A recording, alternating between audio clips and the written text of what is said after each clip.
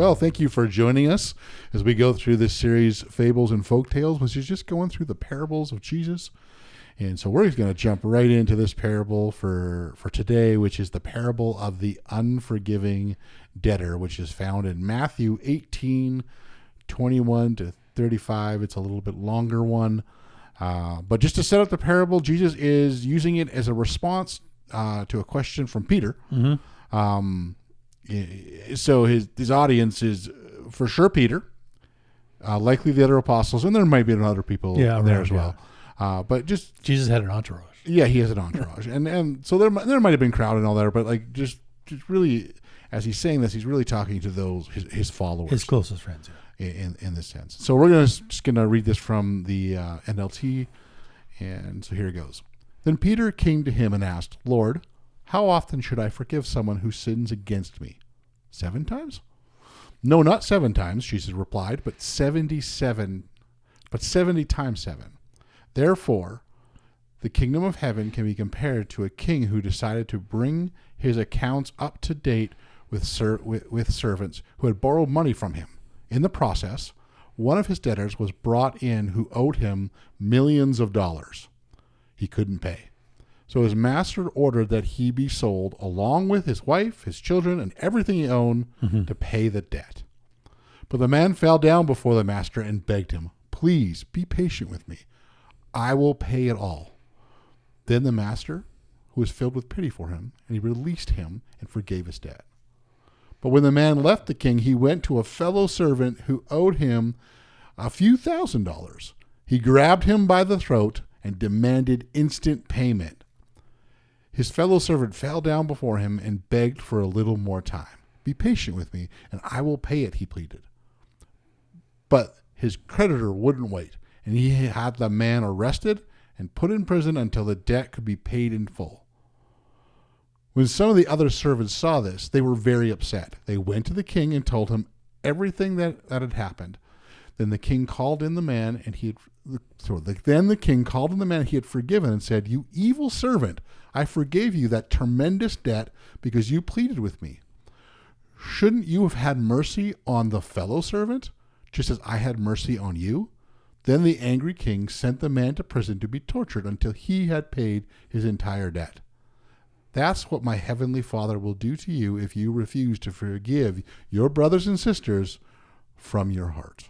Wow. Yeah. Sounds a little harsh. That is, that's a lot going on. Jesus is obviously illustrating the importance of forgiveness. So, again, probably a little hyperbole here, but he's really exaggerating the point to make to hammer it home for us. Yeah, I really think the whole thing is God is really serious about this. Yeah. Is really what that major takeaway point. And I think the other thing, he's also framing it as a very major characteristic of the kingdom of heaven. And even the idea that he is saying this, to Peter, obviously in response to that, and very likely to the other apostles, really framing this is an important characteristic of those who are followers of him. And so let's just take a look at a few things here. First, let's look at the debt. First servant. We read from the NLT and it says millions of dollars. The New American Standard Version says 10,000 talents. And really, at the end of the day, the point is a lot. It's a lot. Yeah. I remember studying this a while back, and I don't know, they had sort of the breakdown of what a denarii was, which is day's wages, compared to how many days' wages. I think it was 1,000 to make up a talent. And then if you multiply all that out, I did it in like in dollars today, and it's billions of dollars. Yeah, and that's when you look at commentaries, you're seeing that sort of thing. Something one person could never pay back in a lifetime. That is the ultimate point. Yeah. Anna Case Winters actually said that a single talent represents the wages of a manual laborer for 15 years. Yeah. And then 10,000 was in fact the highest denomination in ancient accounting. Yeah. So like that's right, 10,000 is like it was like that was meant to be. Well, one, like who would lend that? Yeah. What are you doing to need that kind of money? That's the highest. That's a serious gambling problem, in my opinion. Exactly. Right. Then you have the second servant. So that's the first servant. The second servant, New Living Translation says a few $1,000s. Yeah. So we've gone from millions to a few thousand. Yeah. Or the New American Standard Version saying 100 denarii. Yeah. Which is approximately 100 days of wages. Yeah. So today that would be for sort of a middle of the income person, $30,000 to $40,000. Okay, yeah. So sorry, $10,000 to $15,000. Okay, that's better. Still, so it's not. I think the idea here is it's not insignificant. If you think of the idea of like the average person would take whatever 100 days, a quarter of the year. That's still a significant amount of money to pay somebody back. Exactly, but it's also small and comparable, and that's repayable. Yes, it is definitely repayable. It's going to take some sacrifice to take that, but it's repayable. Yep. So that's kind of the debt. And then again, the idea, obviously very much hyperbole, the idea of just this insurmountable amount to this, it's a little bit, but it's doable. And then we move on to the responses, so the responses and all this. Well, the king to the first servant is he responded with forgiveness. He's moved by compassion. And that really is, I think, the key in this, the compassion response, and forgiveness allows that move to compassion. And even in the face... You'd spend $8 billion of mine. That's some major compassion going on there. Compassion is not the first thing that comes to my mind. That's true.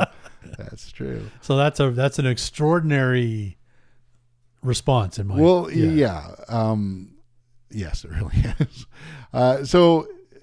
And when we think about it this way, in the face of the inability to pay back this debt, the servant is met with forgiveness and compassion. And again, that's this huge difference. Is supposed to be the idea there's compassion and insurmountable. I just said 8 billion. Yeah, it's sort of just it's not chump change, right? No, this is what it costs to make an Avatar movie. Yeah. Or something like that. Something ridiculous. But it's just this unreally fathomable kind of thought of that, and it's met with forgiveness and compassion.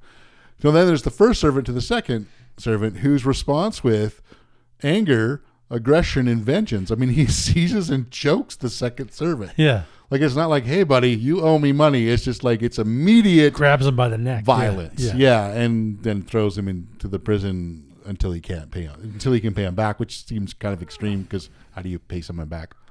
Well, I think that's the concept of debtor's prison. I think that was used in the United Kingdom till into the 1800s. It was a thing where you basically worked off your debt in a prison-sponsored factory kind of thing, and obviously they weren't paying you big wages there, so it would take even longer to pay your debt back with interest. Right. So I think the idea is, again, the extreme response to the point in this point, and the idea is there's no compassion whatsoever, especially, and I think that you're supposed to even look at the no compassion, especially after whatever he must have felt in the relief of the compassion that he received. And to the idea in the story is to immediately forget. Yeah. Or maybe he felt like he got away with something. I don't know. But it is an interesting, having paid off small amounts of debt and like a student loan, and it could be somewhat significant. Paying the relief that came with that is exciting. I remember a few years ago I paid my mortgage off, and that was huge for me. That's right. Just like you feel this sort of weight lifted off of you. It's like, hey, I don't have to pay that anymore. The house is actually, I own the house now, and there's extra money every month. And it was quite it's really hard to fathom how he could forget that so quickly. Yeah. And to that, and then the idea of it's obviously we can look at student loans, mortgages, and it's like, okay, one day, and I know that day is coming, we can get there. Take some time, but we can get there. But to sit there to be under so much that you just there's no way out of this. Well, and to think he went from being with the king, getting forgiven that amount, walks down the hall and grabs the guy by the neck. So there's a real Yeah. there's something wrong There's in something wrong in his there. character, I think, to be able to be forgiven that much, and within, it seems like, minutes to be to be moved to violence. That's something. And so this leads us to the response, we'll say the redux of the king responding to the first servant, and that he's angry because of the lack of forgiveness and compassion that this first servant has showed the second one, in the light of the immense compassion and forgiveness that he just received. Mm-hmm. And we see this sort of pattern of the idea of forgiven that leads to a forgiveness throughout Jesus' teaching and demonstrated by Jesus in his life. Even the pattern of the Lord's Prayer, our Father, has that. It's the forgive us of our sins as we forgive those who sin against us. There is this pattern. And again, he's taught it. He's demonstrated it. He's living this life of forgiveness and compassion, and not having a posture of getting back at, and vengeance. And so this is this important characteristic that basically is supposed to be that Jesus is presenting within this parable of just the idea of hey, you've been forgiven such a great thing. You've been shown compassion. Allow that compassion to not just be something received, but also something that is returned and given out. And I think this flies in the face of, you see in movies and stuff, the good book says eye for eye kind of thing, right? And it's always you pay back more than you get, and that's obviously particularly if you've been wronged in some way. And I think that's maybe how the guy is acting out in the first one. He's even though he's been forgiven a wrong, he doesn't carry it through, because the culture of the day was, you took something from me, now I'm going to take something even more from you. And so the teachings of Jesus flies in the face of that. That's right. He's really changing the letter of the law back to the intent of the law, what the kingdom of heaven is really about. And one of the, like we said at the top, one of the key characteristics of the kingdom of heaven is forgiveness and compassion. That's right. And so I think what's a really interesting thing that I was reading in all this and some of the commentaries, much like the belief one with Anna Case Winters, is there is a connection, they believe, when right before the parable, Jesus tells the parable and he's responding to Peter, and Peter says, he talks about how many times I forgive him, 7 times. Yeah. And the idea is, somewhere in sort of Jewish tradition, 3 times was kind of what you did. So Peter thinks he's being really generous. I think he's being generous, and the idea of to come back with 77 times is actually thought an allusion or a callback to Genesis 4:24, where Lamech, who's a pretty vengeful guy, is saying if he's killed, there's going to be vengeance, and it's going to be 77 times. And so basically it's the point is, again, extreme and unlimited, and Jesus is reversing that idea of hey, he's saying this extreme vengeance to come back at there, and he's saying, what about extreme forgiveness and compassion? Yeah, I really like that. And so the kingdom of God is supposed to be characterized by that. So it's not about revenge and vengeance. It is about forgiveness and compassionate. And again, when we get to the end of that, I think the important point we can walk away with that is that Jesus is really serious about this. Very much so. Like really serious. So I think just as we talk about forgiveness, there's some things to note that I think are really important, is that forgiveness is about moving us into to respond in compassion. To let us not, let's not forget that we want to be people who forgive. Well, we also understand that forgiveness is a process. It could sound like, it's simple, just forgive and it's done. Like it is a process. No, it definitely is a process. And I don't, and sometimes Christians believe they have to be doormats to other people in order to demonstrate forgiveness. And I don't think that's the case at all. There has to be some process to forgiveness, or obviously there's a breaking of trust somewhere, so that you can forgive them or hurt, but that doesn't mean you have to trust them immediately. Trust is earned and built. So there's that process, and some people just don't respond. They don't want to be forgiven. Yeah, or to take responsibility for their actions, for that. Somehow just kind of forget about that. Yeah. And so yes, we are definitely supposed to still forgive in those moments. Mm-hmm. But yeah, it's not necessarily like everything's going to go back like it never happened. Like, Yeah. no, this thing happened. That's why I really think it's important. And I've never done this really with this parable before, but to just in that same chapter, Jesus does sort of lay out a process of kind of a reconciliation and restoration that would happen if somebody has wronged or sinned against someone. Sure. And it's the whole idea, like, go to them privately, second, and all that sort of stuff. But there's eventually where it's sort of like that person is just not willing for whatever reason. Like there's a consequence to that. And it's not just sort of like, oh, it's okay. Like there's consequences. And so it's not, again, forgiveness without a place of repair. Yeah, I agree. The idea is we do hopefully want to, however that's going to look like, go to reconciliation and restoration, but that does not happen without repair. Yeah, and I think that's important to see how the parable connects to that. Mm-hmm. So we always have to look at what comes just before and what comes just after. It's all broken up very nicely in our Bibles and scriptures, but these were written in ways that were more linear. And so again, we have to see that the two things are very likely connected. And the part you mentioned, if I remember correctly, Jesus talks about this twice, whether you're the person who's been wronged or the person who committed the wrong. We as followers of Jesus should make the first move towards reconciliation. That's right. And quite often we wait. If I've been wrong, I'm going to wait for you to make the first step, and I'm going to resent you for what you did to me originally and for not making the first move. And that's Jesus again which is probably most people's typical response, but Jesus again is changing the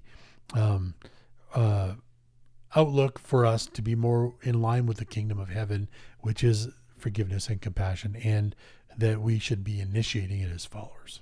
Yeah, and just to note, if anyone's hearing that sort of, I do really believe that as Jesus is giving that, as you just sort of said, approach that person and all that, he's giving a very general thing. There might be some cases where that may not be safe. Right. Please choose the safe way to absolutely. Yeah. Don't hear what we're not saying. Yeah, don't hear what we're not saying. Don't put yourself in danger exactly. in order to be reconciled. Yeah. I do think he's doing smart and safe about it. Yeah. A general sort of idea of things where there's still a certain amount of safety in that. Yeah. I kind of want to just share a quick story that really, in this whole idea of forgiveness that Michael J. Wilkins shared in the NIV application commentary, that I thought was really great. And the idea of forgiveness, and I'm going to say forgiveness even with boundaries. And he shares a story about the forgiveness of an abusive stepfather, his abusive stepfather, in which he when the stepfather left, he'd made a vow if he'd ever see him again that he would kill him. Mm-hmm.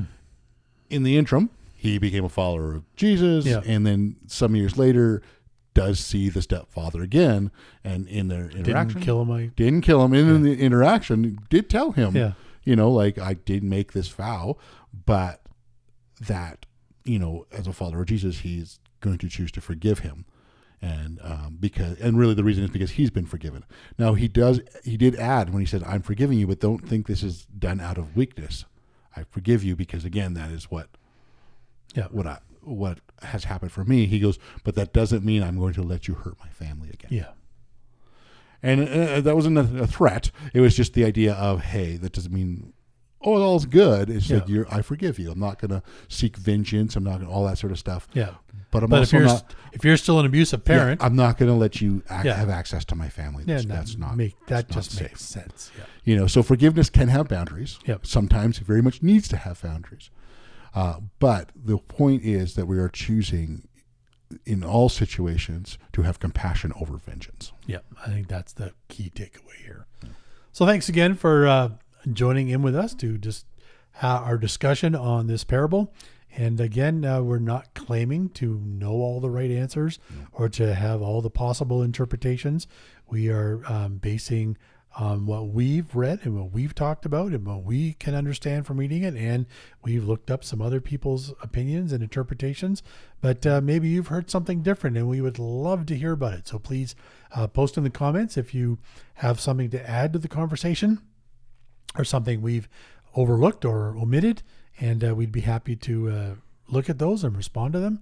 And again, the whole point of parables is to provoke thought. So take some time, read the parable again, see what it's saying to you, and maybe if you can, talk with it with a friend, or if you're part of our church community, to do that with our home groups, which are called missional communities. And let's take some time and really reflect on what Jesus is saying and discover for yourself how important forgiveness and compassion is to us being part of the kingdom of heaven. So again, we're just grateful that you were available to take this in with us. And as always, if you would please like and subscribe so we can continue to make this content, that would be much appreciated. Thanks again.